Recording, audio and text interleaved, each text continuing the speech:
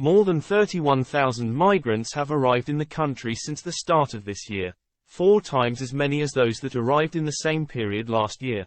Italy has broken with EU law to manage the migrant crisis after declaring a state of emergency. This came after 6,000 people crossed the border in 3 days. Prime Minister Giorgia Meloni said the state of emergency would allow for a more efficient and timely management of migrant flows. The decree allows the EU state to bypass some of the bloc's regulations on public bid processes and regulations allowing the government to quickly build structures for sheltering, processing and repatriating. The government set aside £4.4 million, €5 million, for the measure, which also calls for the appointment of a special commissioner.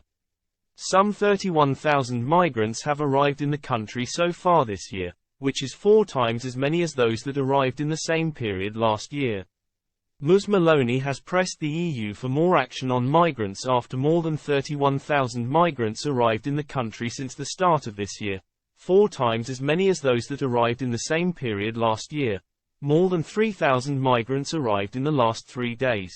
The UK is also grappling with the issue of migration, with Prime Minister Rishi Sunak attempting to cut the number of asylum seekers arriving in the UK via small boats.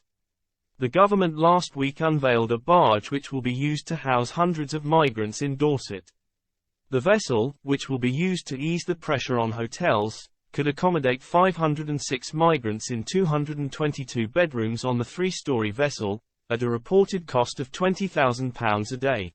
The use of hotels to house migrants is currently costing the taxpayers £6 million per day.